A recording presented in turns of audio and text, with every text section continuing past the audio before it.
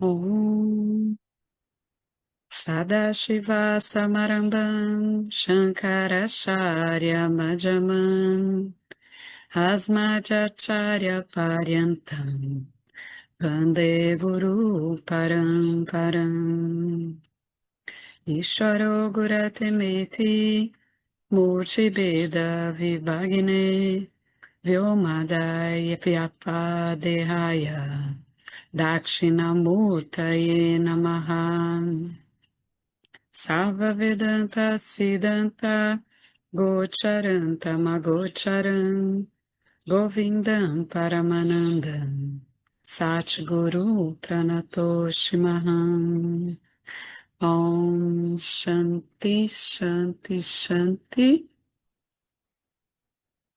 Bem-vindos, bem-vindas ao nosso estudo aos sábados do texto do Dayananda, né, que é um texto maravilhoso, que traz os comentários sobre o Bhagavad Gita, né? E a gente está no encontro do conhecimento e ausência de ação. E no encontro passado, a gente viu que o Senhor Krishna ensinou a Arjuna que o eu é indestrutível, imortal, que o eu é não nascido, pleno e ilimitado, que o eu é a fonte de toda felicidade, mas que a mente de Arjuna, como ela está cheia de agitações, né, com conclusões sobre a si mesmo, conclusões errôneas, né, do que ele não é capaz de compreender plenamente o que Krishna diz, né? E essa mente despreparada de Arjuna, como a nossa, né? é, Parece que esse conhecimento do eu é uma maravilha, né? No segundo capítulo, Krishna falou dessa maravilha.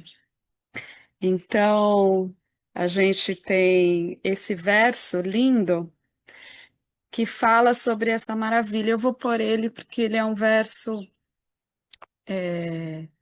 muito lindo e que eu quero trazer novamente para a gente ouvir junto.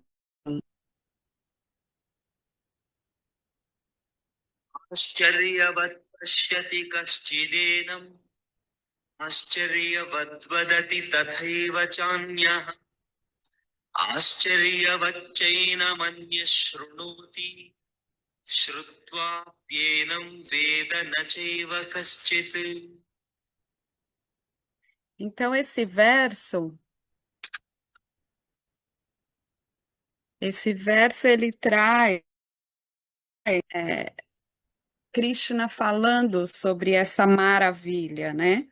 Essa maravilha que a gente está dizendo é esse conhecimento sobre o eu que é indestrutível.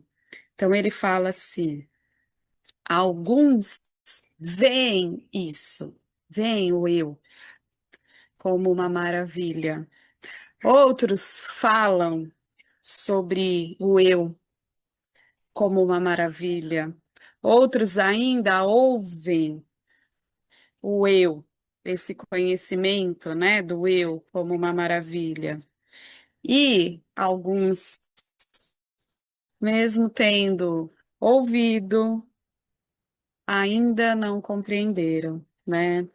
E Krishna traz que essa maravilha, ela precisa de uma preparação para poder compreender a maravilha, né? E essa preparação, ela, além da neutralização dos gostos e das aversões, ainda é necessário a presença de um professor que usa um espelho de palavras para que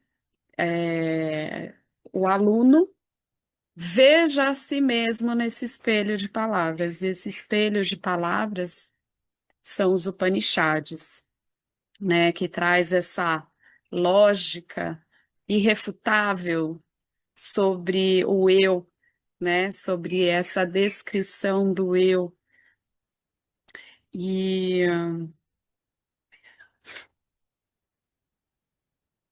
como, né, Arjuna, ele concluiu, e também como nós concluímos o tempo todo, que somos mortais e limitados, até entristecidos, né? A gente não consegue imaginar sequer que somos o ilimitado, que somos essa felicidade que estamos procurando, né? Porque aí aqui fala da importância da necessidade de ter um professor, que alguém tem que te ensinar, né? É, para que essa busca que você faz não seja inútil.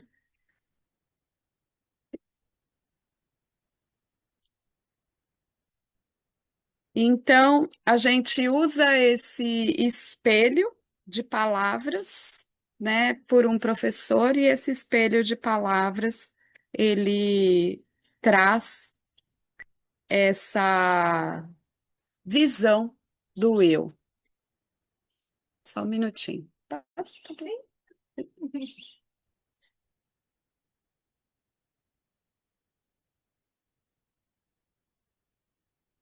E aí ele pergunta também no Bhagavad Gita, né, quem foi então o primeiro professor, já que a gente ouve essa maravilha sobre eu sou o eu ilimitado, né? E essa maravilha ela é importante e é preciso e tem a necessidade de um professor que use esse espelho de palavras para nos fazer ver esse eu.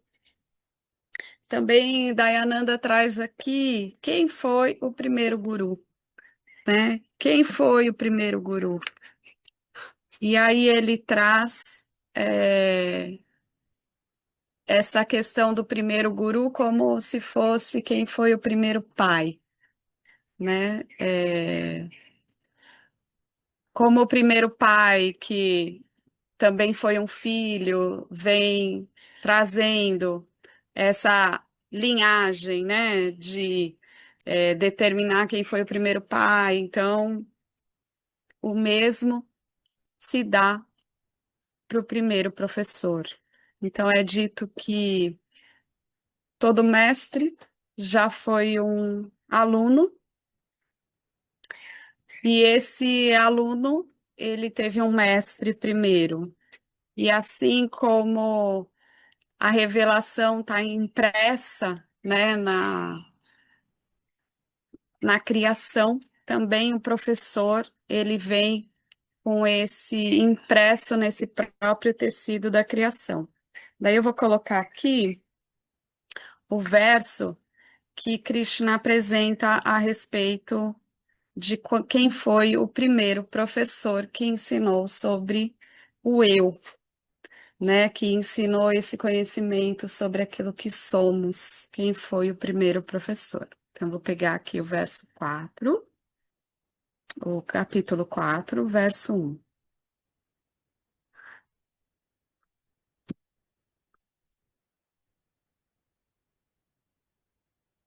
अथ ज्ञानकर्मसन्न्यासयोः चतुर्थोऽध्यायः श्रीभगवान् च इमं विवस्वते योगम् प्रोक्तवानहमव्ययम् विवस्वान् मनवे प्राह मनुरिक्ष्वाकवे ब्रवीत्.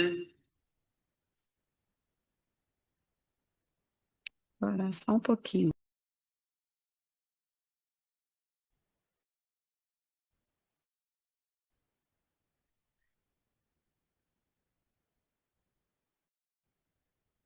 Então, esse verso ele fala, descreve desse estudo de professor, aluno, professor, aluno, professor, aluno, né?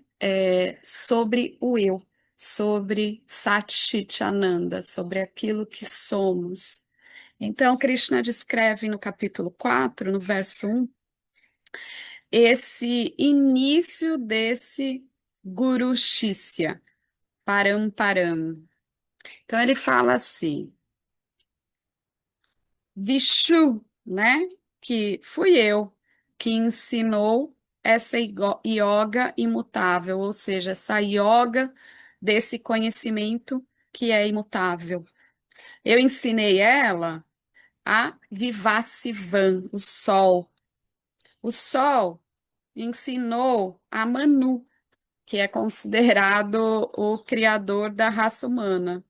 E Manu ensinou a Itzvaku, que é considerado Adão, ou seja, o primeiro homem. Ele está aqui trazendo uma simbologia de que esse guru, né, ele vem sendo ensinado como impressa no próprio tecido da criação, que não há um autor, mas que ele sempre existiu e que também nasce com o primeiro homem.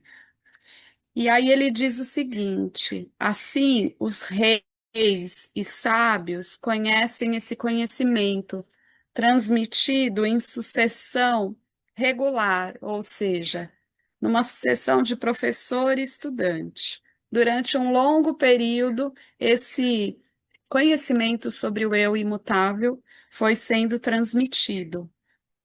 E ele diz ainda, ó Arjuna, mas esse conhecimento em certo momento foi perdido. O conhecimento sobre o eu em um certo momento foi perdido. Então, Dayananda comenta aqui, ó, que Senhor Krishna declara que embora você veja esse conhecimento sobre o eu como uma maravilha, Arjuna, né, Krishna disse que Arjuna, esse conhecimento é tão antigo quanto a criação. Eu sei que parece estranho até para você, né, que não é mais existente esse conhecimento por causa de pessoas como Duryodhana.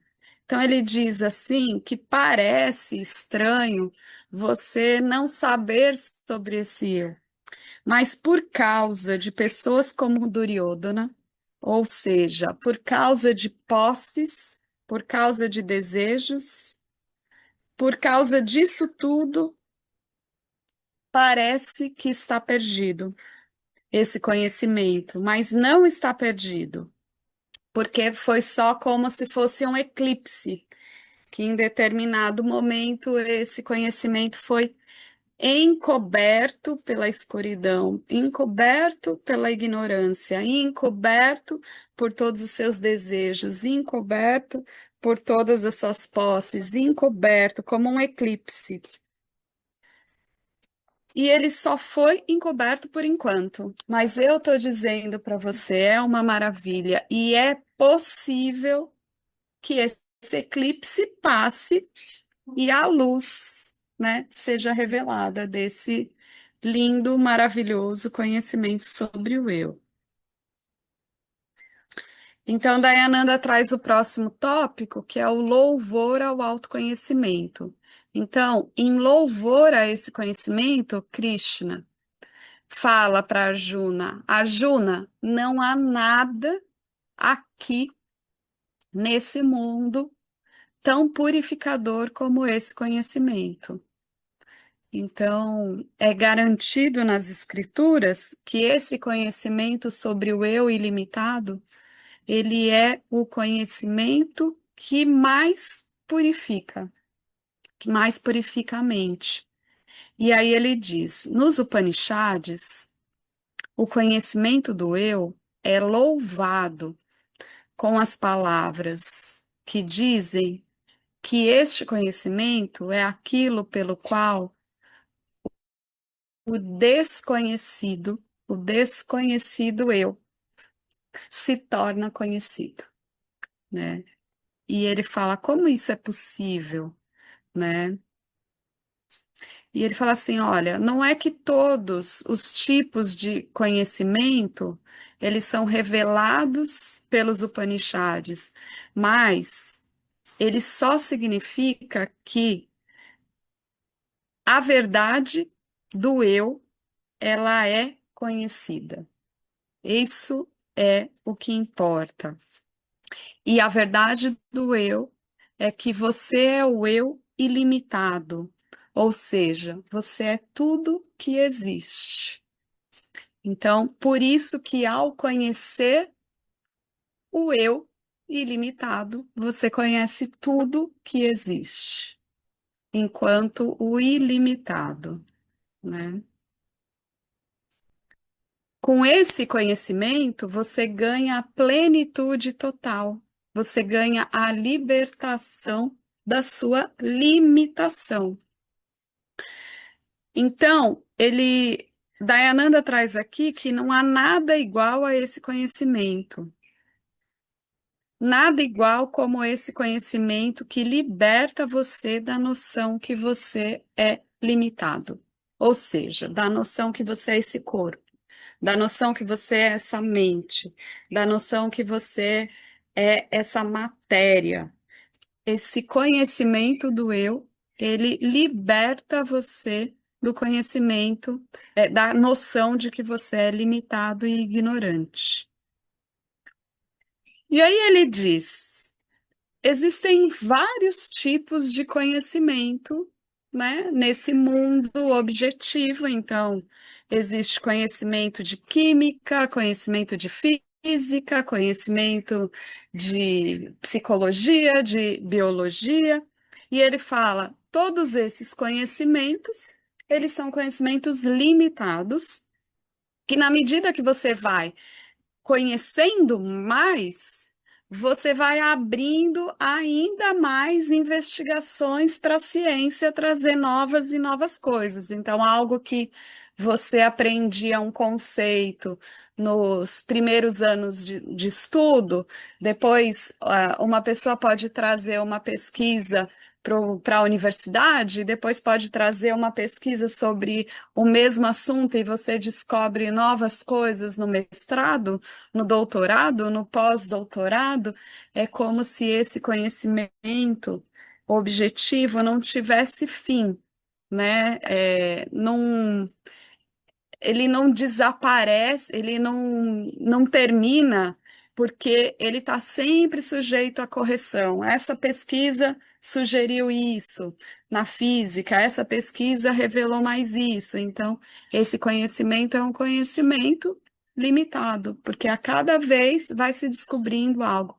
E Dayananda traz aqui que o conhecimento do eu não é o conhecimento limitado, é um conhecimento absoluto, que na medida que você vai internalizando esse eu ilimitado, você tem o conhecimento absoluto, né? Sankhya, que é esse conhecimento do eu,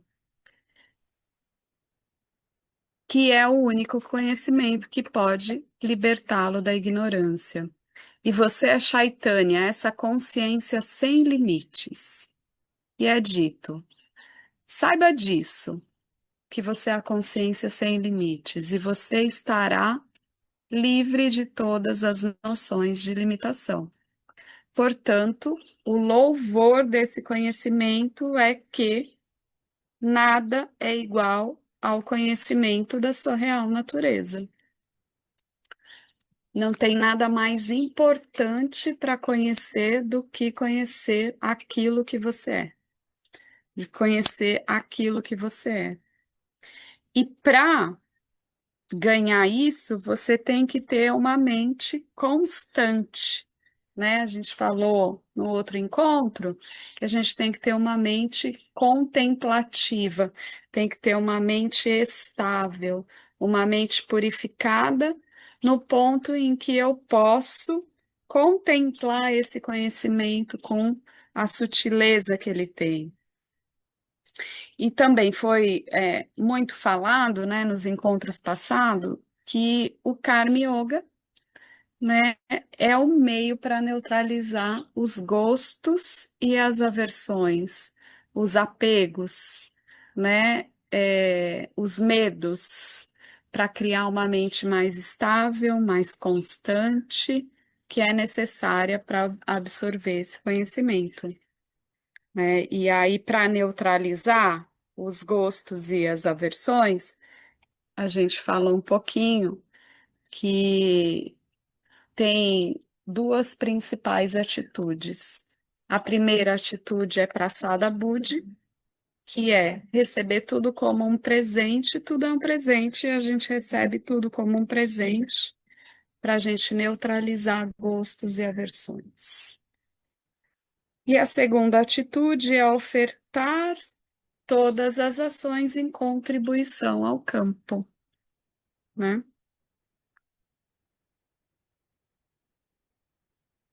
Bom, e aí Krishna traz aqui uma descrição ainda mais, uma conclusão ainda maior, né, sobre a natureza da ação e da inação, para a gente saber que tipo de ação e que atitude é essa que a gente tem com relação à ação. Então, eu vou pôr o verso aqui do encontro de hoje, que a gente começa aqui nesse tema ação e inação. Vou pôr o verso de hoje aqui.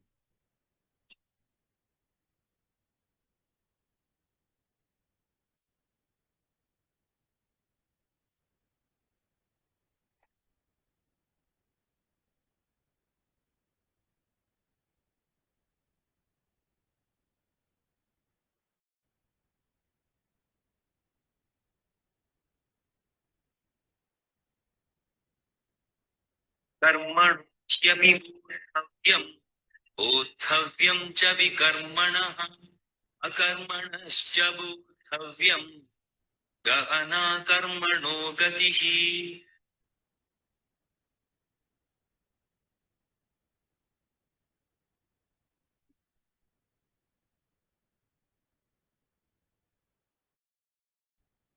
Tudo bem? Então, Krishna vai trazer aqui uma, um conceito, né, sobre o que é a ação e o que é a inação. Então, ele diz que há uma verdadeira natureza da ação que deve ser conhecida, pois a verdade da ação que você pode ter, né, e da inação, ela é difícil de conhecer. Então ele fala assim: nossa, tá parecendo confuso isso que você está me dizendo. O que que isso quer dizer, né, a verdadeira natureza da ação? Então ele fala o seguinte, Dayananda fala assim: a verdadeira natureza da ação e da inação deve ser entendida, porque não é tão óbvio quanto Arjuna pensa. A natureza da ação, Arjuna pensa que é a mudança. Mas, nesse contexto,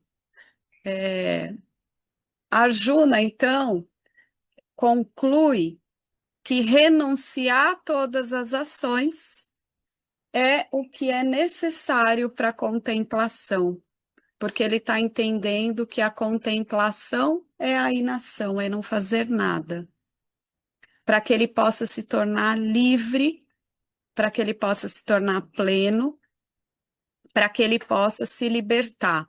Então ele entende que então eu não preciso fazer nada, eu vou ficar sem ação, sem movimento e assim eu me liberto. Mas Krishna orienta ele que quando uma ação é realizada para alcançar um fim desejado, se você não realiza a ação aquilo que moveu a vontade de você fazer a ação, que é o desejo, ele permanece ali, ele não desaparece. E o que é importante sobre a natureza da ação e da inação é que esse desejo, não só a ação, esse desejo também, ele desapareça, né? Então, a ação que é trazida aqui, ela, o desejo é a base da ação. E os desejos não podem desaparecer apenas com a ação. Quando alguém renuncia somente à ação, o desejo persiste. E aqui está a chave, né? Não está relacionado a isso, a você desistir da ação e deixar o desejo persistindo. Ele fala que a única mudança é se você, se essa situação, né, se você não faz a ação e não realiza o desejo, você pode ficar frustrado, mas que isso não é aquilo que ajuda alguém a ganhar conhecimento. Ele fala assim no capítulo 3: não se alcança a natureza da ação pelo não desempenho dela, pela preguiça, pela rejeição, pela depressão, por não realizar. E nem se ganha o que deve ser ganhado pela mera renúncia à ação. Então, é, até Krishna fala assim: parece que está tudo muito confuso, mas eu vou te dizer, esse verso ele está dizendo que a inação não é uma mera ausência de atividade. A inação, ela é vista completamente diferente. A inação, ela desafia as suas conclusões fundamentais sobre si mesmo. E aí, o que que realmente esse conteúdo aqui quer dizer? Ele quer dizer que você, esse eu ilimitado, ele é sem ação, que o próprio fato de você querer renunciar à ação mostra que você está sendo considerado o seu corpo, o carta, um fazedor, o ator. E aí ele diz: mas você é realmente um ator? Ninguém pode renunciar o que não tem. Então, na visão do Gita, você não é um ator. E se você não é um autor, um ator, como que você pode desistir da ação? Esse texto é bem desafiante nesse contexto aqui, né, de ação e inação. É, até para mim mesma, assim, foi bem difícil estudar ele hoje. Ele está bem confuso, assim, né? Nossa, mas está trazendo o conceito de ação, está trazendo o conceito de inação, não estou conseguindo entender isso. Mas aqui é dito assim como o resumo, né? Que você realmente não é o autor de nada, você não realiza nada, embora você seja esse ser consciente que não age, mas tudo, você é aquela consciência em cuja presença acontecem as ações, na presença acontecem as percepções, na presença acontecem os pensamentos. E o que ele está dizendo aqui é que por mais que a ação seja realizada, esteja acontecendo, as coisas sejam realizadas, você não é esse que realiza a ação. Você é aquele que é a natureza da inação. Você não é o corpo que realiza a ação, você é essa consciência que não faz nada, você é a inação. Então, Tudo, a ação é da natureza do movimento. Todas as ações estão sendo vistas pelo eu. A consciência está consciente do tempo e do espaço, dos planetas, do ar, das pessoas. Todos se movem apenas na consciência.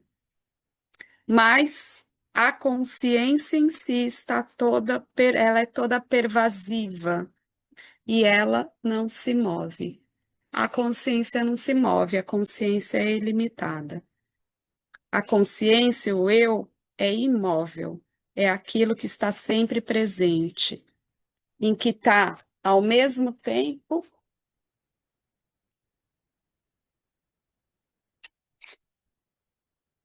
em que até mesmo tempo se move continuamente. A consciência é, portanto, eterna. Você é essa consciência, em que todas as coisas existem, mas em si mesma é livre do tempo e do espaço. Então, portanto, aquele que vê a consciência em ação e a ação em inação é um sábio entre os homens. Ele é um yogi, aquele que conseguiu tudo a que se deve ser alcançado.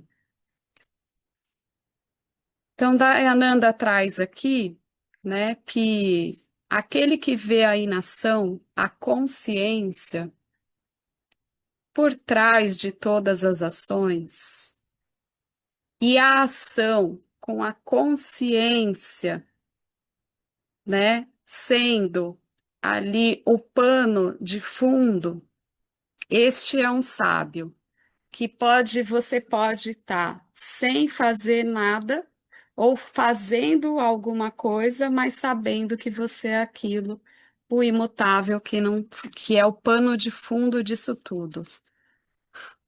A ação acontece na consciência que é sem ação. Essa é a verdadeira natureza da pessoa. Aquele que se aprecia a si mesmo como sem ação não se assume como ator, apesar de agir. Eu reconheço que a mente, os órgãos dos sentidos e os membros desempenham suas respectivas tarefas e eu sou a única consciência abençoando a todos eles. Na minha presença, todas as atividades acontecem, mas eu não realizo nenhuma delas. Somente aqueles que conhecem a si mesmo dessa maneira é chamado de liberto, não aquele que simplesmente desistiu da ação.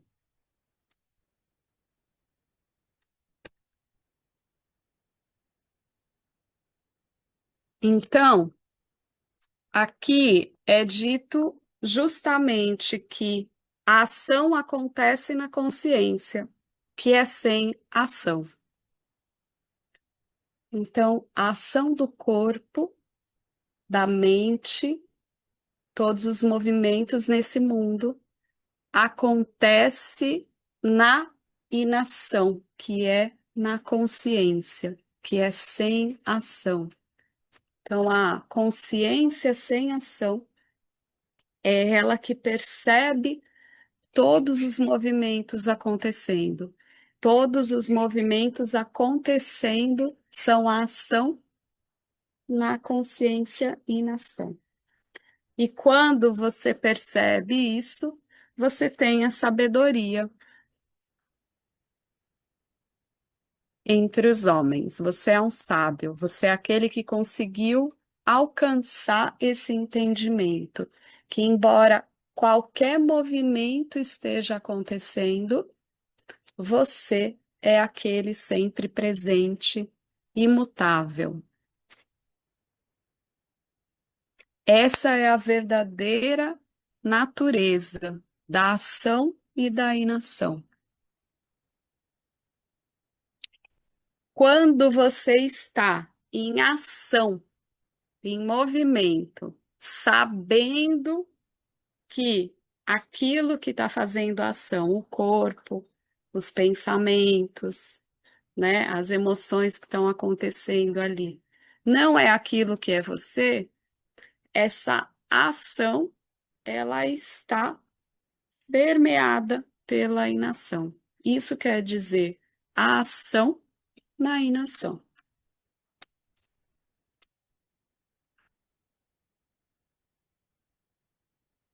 Então, aquele que se aprecia a si mesmo como sem ação, este não se assume como o fazedor, apesar de agir. Então, quando eu realizo uma ação, eu sei que esse corpo se movimenta, eu sei que esses olhos enxergam, eu sei que esses ouvidos escutam, eu sei que esse corpo está realizando uma ação. Mas como eu sei que eu não sou esse corpo, isso é a inação na ação, é ver a inação na ação. Eu não assumo como o ator, apesar de agir. Então, apesar da ação, eu encontro essa inação. Eu reconheço que a mente, os órgãos dos sentidos e os membros, né, da fala, os membros, as mãos, as pernas, eles desempenham suas tarefas. Mas eu vejo isso como uma inação que sou e abençoo tudo isso somente como a testemunha que não faz nada, a testemunha que não faz nada. E na minha presença, todas as atividades acontecem, mas eu não realizo nenhuma ação. Somente aquele que se conhece, que conhece a si mesmo dessa maneira é libertado do fazedor, somente assim este é chamado o liberado, e não aquele que simplesmente desistiu da ação. Então, aqui ele resumiu toda a confusão desse conceito de ação e inação. Então, ele diz aqui que somente aquele que conhece a si mesmo como este, né, que apesar de realizar as ações com o corpo, com a mente, com os sentidos, com os seus membros, ele sabe que não é o próprio corpo, a própria mente, que ele é a consciência por trás disso tudo, somente esse é considerado a natureza da inação. Não é a natureza da inação simplesmente desistir da ação. A natureza da inação é saber que a ação realizada não é aquilo que é você. A ação realizada é vista por aquilo que não realiza a ação. Dayananda traz uma ilustração aqui da inação. Um homem uma vez andou de carro com um motorista para visitar um amigo numa cidade vizinha. Então, um homem andou de carro com um motorista para visitar um vizinho. Ao chegar, ele disse ao seu amigo: Ao vir aqui hoje, eu fiz 60 milhas por hora. Seu amigo não se admirava com isso, embora soubesse que seu amigo obeso não conseguiria nem mesmo dar 60 passos. Mas ele compreendeu que ele tinha vindo de carro e que era o carro que fazia a locomoção, foi o carro que fez as 70 milhas por hora, não aquele homem que estava dentro do carro. Quando o homem disse que fazia 60 quilômetros por hora, Foi apenas como uma referência ao carro que estava andando. Mas ele realmente não fez nada. Da mesma forma, eu, a consciência, esse eu, essa maravilha, esse eu imutável, eu nunca realizo qualquer ação. Eu sou a inação. Este eu é como aquele homem sentado no carro. O carro se move, como esse corpo se move, e o homem parece se mover também. Mas ele o tempo todo estava ali, sentado no carro. Só o que se movia era o carro. Assim também, quando o corpo age, parece que o eu está agindo. Quando o corpo fala e caminha, as pessoas pensam que o eu está agindo. Do seu próprio ponto de vista, o eu é sem ação. O eu está sempre presente e imutável, imóvel. O que se movimenta, o que se é, o que realiza a ação é o corpo. O eu é imutável e sem ação. Então, a sabedoria está em saber que na ação está contida a inação. E na inação está contida a ação. Aquele que sabe e vive isso está relaxado. Aquele que sabe isso alcançou tudo que deve ser alcançado. Aquele que sabe isso está livre de todas as limitações. Aquele que sabe isso é o real sannyasi, o real renunciante das ações, não da ação que acontece como conceito de movimento ou não movimento, mas aquele que sabe que, apesar da ação acontecer, o eu, ele é sem ação. Apesar da ação acontecer nesse corpo, nessa mente, o eu é um eu sem ação. E como que eu posso compreender que eu sou a inação, né? A Juna acha difícil entender esse ensinamento por causa das impurezas de sua mente, por causa dos seus gostos, dos seus desgostos, por causa de tudo que ele se identificou enquanto sentimento, enquanto pensamento, enquanto conceitos daquilo que ele faz, o que ele deixa de fazer, daquilo que ele gosta, aquilo que ele não gosta. E aí, esses gostos, essas aversões, essas identificações, para a Juna que está ali num campo de batalha e quer deixar tudo, não quer fazer mais nada, porque acha que o ideal é parar as ações para poder contemplar, e Krishna fala: não, você vai fazer a ação na inação, e ele não compreende o que é isso. Você vai agir sem fazer nada, e a Arjuna não compreende o que é isso. E aí Krishna ainda diz: Duryodhana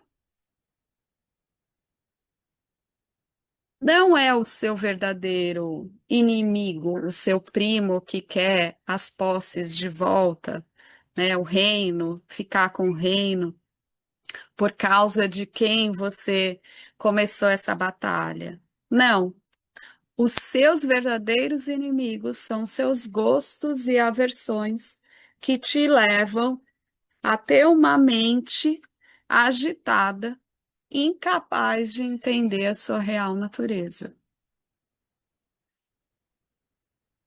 Então, se você Krishna diz, é incapaz de entender sua natureza como sendo de natureza sem ação, então eu vou pedir agora que você realize as ações com a atitude correta em mente, para que você possa se tornar puro e capaz de compreender o que eu te ensinei.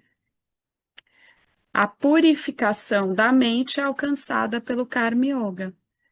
Portanto, Arjuna, levanta-te e lute e cumpra o seu dever a partir desse entendimento que, embora você realize qualquer ação, quem está realizando as ações é o seu corpo, é a sua mente, mas você é o imortal, a inação, aquele sem ação.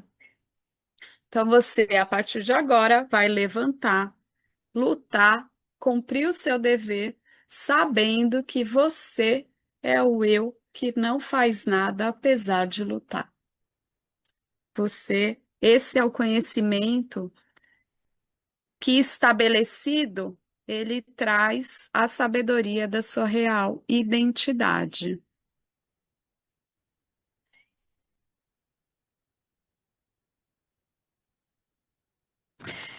Então, esse tema de hoje, né, é muito confuso, eu diria.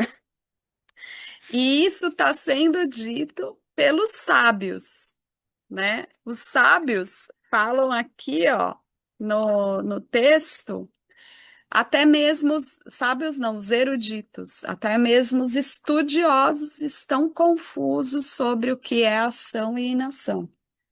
Eu vou tentar te explicar. Arjuna, você pode muito bem entender, mas você vai precisar prestar muita atenção, porque é uma conclusão muito diferente daquilo que você tem tido, né? E a Arjuna fala, o Krishna fala que a verdadeira natureza da ação deve ser conhecida, porque a inação é difícil de conhecer.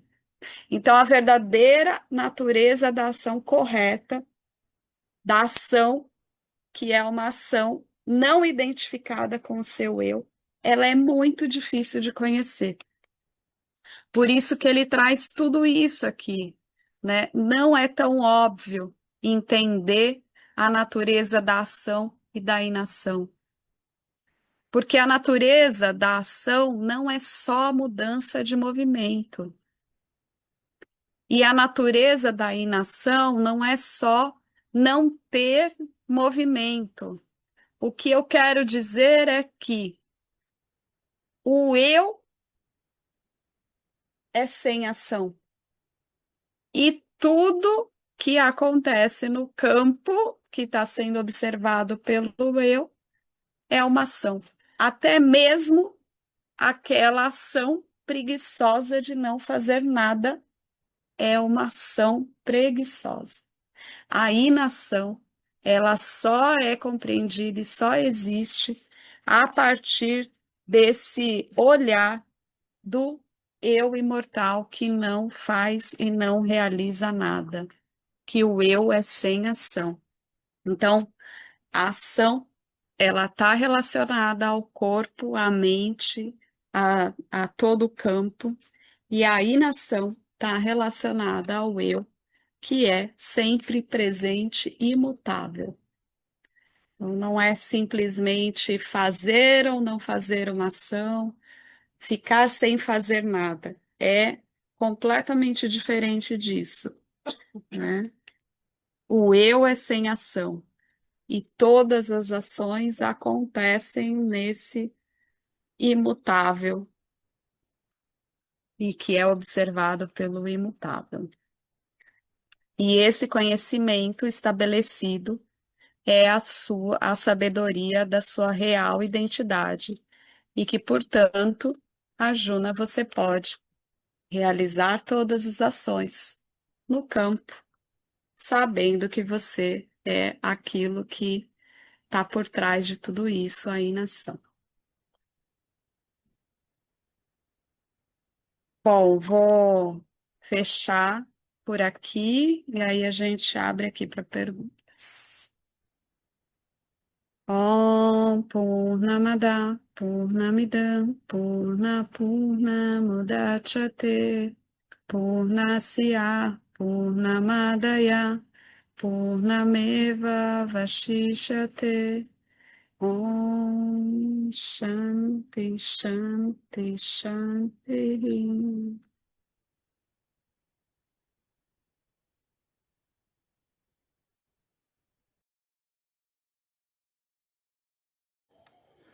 Saudações.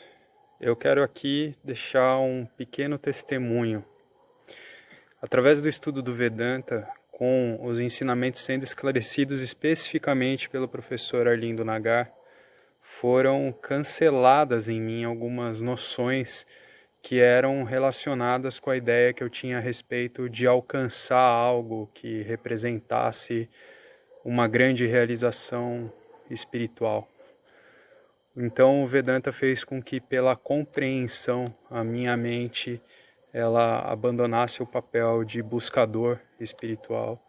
E isso para mim foi um marco inicial para uma outra relação com o processo de desenvolvimento espiritual, do qual, saibamos disso bem ou mal, é um processo que fundamenta a vida de todos nós.